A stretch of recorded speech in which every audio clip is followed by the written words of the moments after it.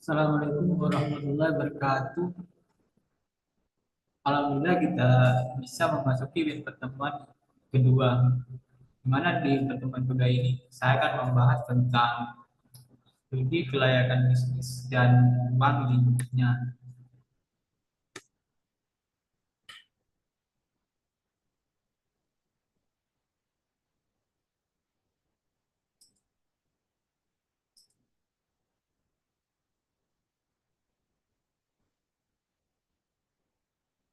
Oke, di sini dijelaskan tentang pengertian studi kelayakan bisnis ditinjau dari susunan katanya, yaitu yang pertama adalah studi.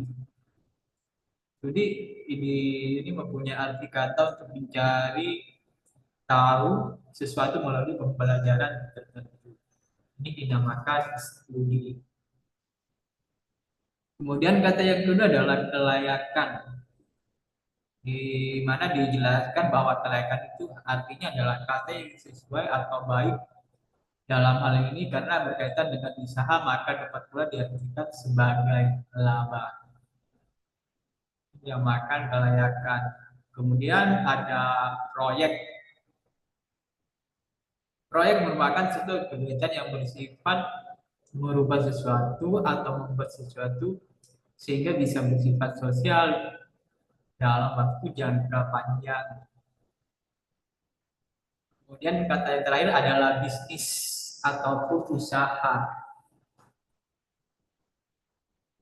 Di sini bisnis ataupun usaha adalah merupakan kegiatan atau usaha untuk menghasilkan barang untuk memenuhi kebutuhan konsumen dan mendapatkan laba dari kegiatan tersebut. Oke, saya lanjutkan. Jadi SKB itu adalah suatu kegiatan yang mempelajari secara mendalam tentang suatu usaha atau bisnis yang akan dijalankan dalam rangka menentukan layak ataupun tidak usaha tersebut dijalankan. Jadi saya tekankan sekali lagi bahwa SKB itu atau studi kelayakan bisnis itu adalah suatu kegiatan yang mempelajari secara mendalam tentang suatu usaha atau bisnis yang akan dijalankan dalam rangka menentukan layak ataupun tidak usaha tersebut atau bisnis tersebut dijalankan. Itu sekilas tentang pengertian studi kelayakan bisnis.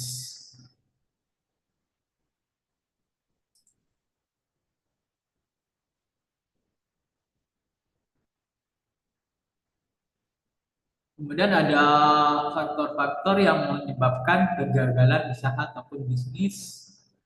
Yang pertama adalah datanya dan informasinya itu kurang lengkap, tidak lengkap. Ini bisa menyebabkan kegagalan bisnis ataupun usaha. Kemudian yang kedua adalah tidak teliti. Kemudian ada salah perhitungan. Kemudian ada pelaksanaan pekerjaan yang kurang tepat atau pekerjaannya salah.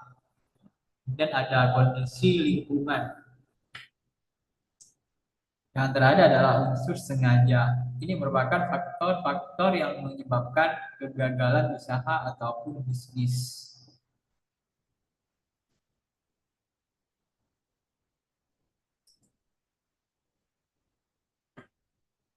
Kemudian ada apa tujuan studi kelayakan bisnis? Yang pertama adalah menghindari risiko kerugian. Artinya terdapat kondisi ketidakpastian dapat diramalkan ataupun tidak. Kemudian yang kedua adalah memudahkan perencanaan. Ini terdapat jadwal pelaksanaan usaha mulai dari usaha yang dijalankan sampai waktu tertentu. Kemudian yang ketiga adalah memudahkan pelaksanaan pekerjaan. Artinya adanya pedoman sebagai acuan dalam rangka mengerjakan tahap pelaksanaan. Kemudian yang keempat adalah memudahkan pengawasan. Artinya perlu dilakukan agar tidak melenceng dari rencana yang telah disusun. Ini adalah memudahkan pengawasan. Yang kelima, memudahkan pengendalian untuk mengembalikan pelaksanaan yang melenceng ke real sehingga pada akhirnya tujuan perusahaan tersebut akan tercapai. Ini artinya memudahkan pengendalian. Jadi di sini dijelaskan bahwa tujuan studi kelayakan bisnis yang pertama adalah menghindari risiko kerugian, yang kedua adalah memudahkan perencanaan, yang ketiga adalah memudahkan pelaksanaan pekerjaan. Kemudian yang keempat adalah memudahkan pengawasan, yang kelima adalah memudahkan pengendalian. Oke, kita lanjutkan.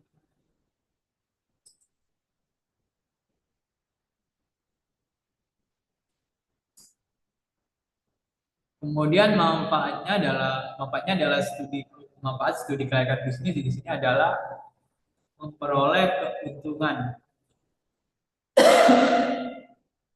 membuka peluang kerja, kemudian ini dapat juga memberikan manfaat ekonomi.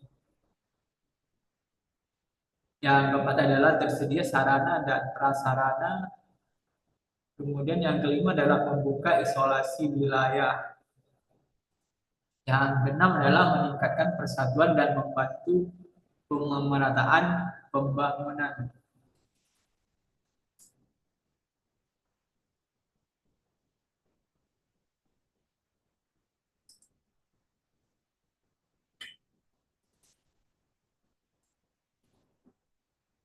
Kemudian ada lembaga-lembaga yang memerlukan studi kelayakan. Yang pertama adalah pemilik usaha, kemudian yang kedua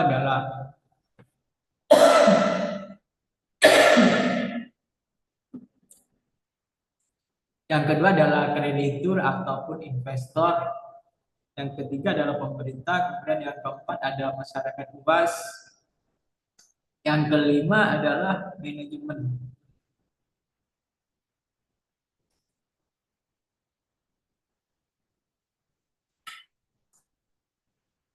Kemudian ada tahap-tahap studi kelayakan bisnis. Yang pertama adalah penemuan ide. Kemudian dijelaskan bahwa di sini memiliki dukungan SDA dan penerimaan pasar. Kemudian yang kedua adalah pengambil keputusan mampu secara teknis. Yang dia adalah yakin dan mampu perjalanan bisnis tersebut menghasilkan laba. Ini dinamakan tahap penemuan ide. Yang kedua adalah tahap penelitian, di mana di sini tahap penelitiannya adalah mengumpulkan data, kemudian yang B adalah mengolah data, dan C adalah menganalisis dan menginterpretasikan hasil pengolahan data. Kemudian yang D adalah menyiapkan hasil, yang E tahap terakhir adalah membuat laporan hasil.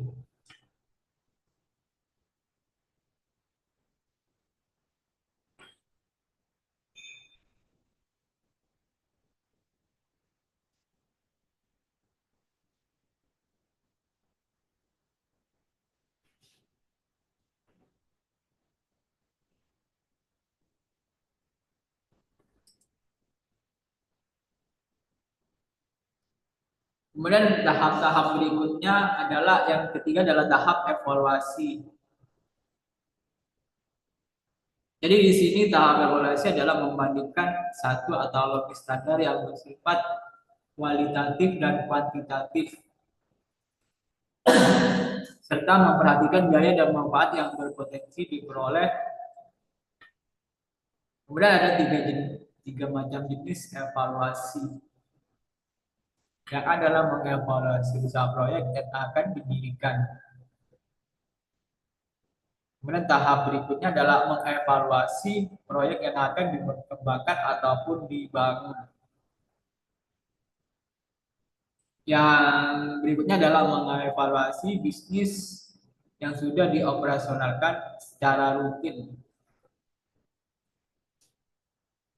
Kemudian tahap yang keempat adalah tahap rencana pelaksanaan proyek atau rencana bisnis. Di sini terdiri dari yang pertama adalah jenis pekerjaan, kemudian ada waktu yang dibutuhkan, yang ketiga adalah jumlah dan kualifikasi tenaga pelaksana. Kemudian yang ketiga adalah ketersediaan dana ataupun SDA yang alternatif. Yang terakhir adalah kesiapan manajemen dan lain sebagainya.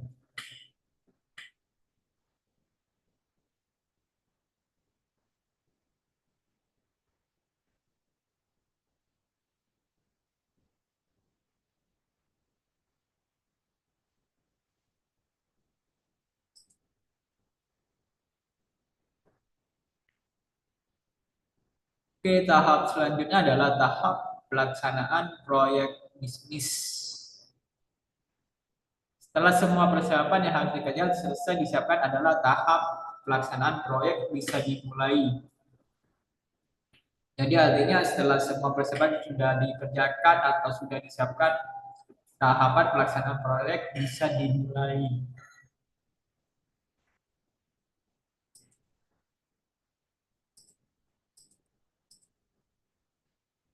Oke, jadi kesimpulannya adalah dengan melakukan studi kelayakan bisnis kita dapat meminimalisir kemungkinan buruk yang terjadi terhadap usaha kita dan mempermudah kita dalam mengambil keputusan. Oke, saya tekankan sekali lagi kesimpulannya adalah dengan melakukan studi kelayakan bisnis kita dapat meminimalisir kemungkinan buruk yang terjadi terhadap usaha kita dan mempermudah kita dalam mengambil keputusan.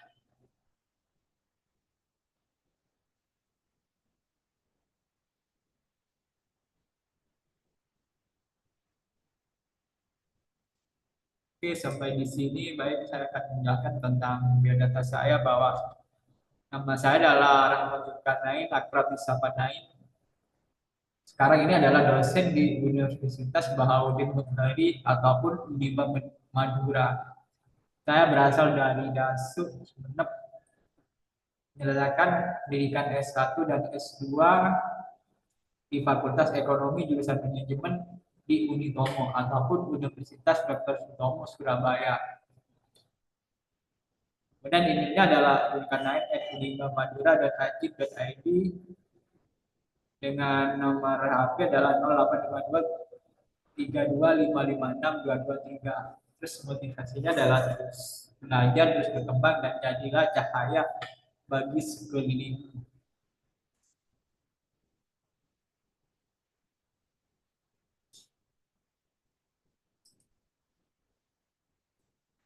Oke, sampai di sini dulu saya berikan banyak terima kasih. Kita akan bertemu di pertemuan berikutnya. Akhirul kalam, assalamualaikum warahmatullahi wabarakatuh.